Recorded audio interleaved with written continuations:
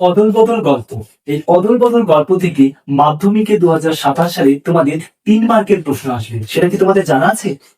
আমি আজ এই ভিডিওর মাধ্যমে 3 মার্কের প্রশ্ন কোনগুলো আসবে সেটা তোমাদের জানিয়ে দেবো।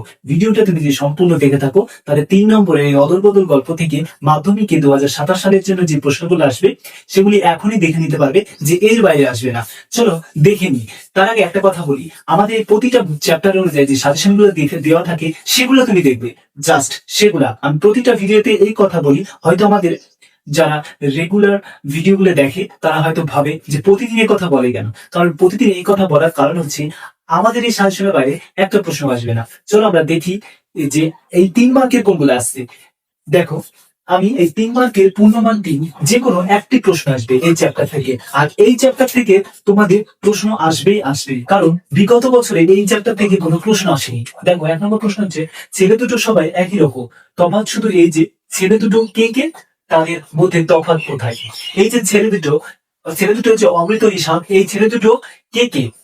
এখানে বলেছে অমৃত নিশাম, তাদের মধ্যে তফাৎ কোথায়? তাদের মধ্যে যে তফাৎ, সেই তফাৎটা দেখতে হবে। এইটাই হচ্ছে প্রশ্ন। এই প্রশ্নটা যদি লিখো তাহলে পূর্ণমান 3, এখান থেকে 3 পেয়ে যাচ্ছ। আমি লিখেছি মাত্র 6টা।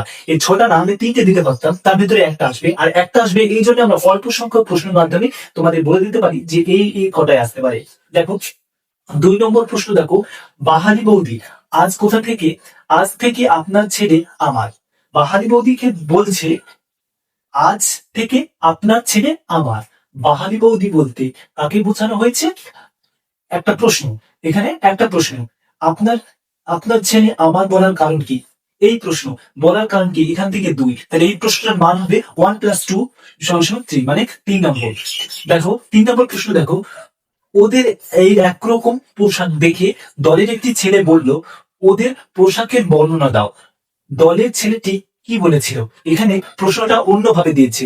দেখো, মানে ওদের যে অমৃতা ঋষভের পোশাক এক, কিন্তু ওই পোশাকের বর্ণনা চাওয়ার জন্য এমন ভাবে প্রশ্নটা দিয়েছে, দলের একটি ছেলে বললো ওদের পোশাকের বর্ণনা দাও।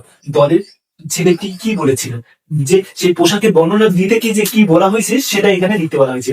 এই প্রশ্নগুলা ভেরি ইম্পর্টেন্ট। তুমি যদি 3 মার্কের প্রশ্ন এই অদলবদল থেকে লিখতে চাও তাহলে এই কটা দেখে রাখবে, অবশ্যই দেখে রাখবে। দেখো, 4 নম্বর, ঈশাদের বাবা ছেঁড়া শাক দেখা মাত্র চামড়া তুলে নেবে। ভাবনাটি কাদের? এমন ভাবনার কারণ আলোচনা করো। ঈশাদের যে শাকটা ছিঁড়ে যায়, সেই শাকটা ছিঁড়ে যাওয়ার কারণে ঈশাদের বাবা সেই ছেঁড়া শাক দেখা মাত্রই তার চামড়া তুলে নেবে। এই যে ভাবনা, এই ভাবনার কারণ আলোচনা করতে বলেছে। দেখো, 5 নম্বর প্রশ্ন দেখো, ওর মা সাবধান করে দিয়েছিলেন। কার মায়ের কথা বলা হয়েছে?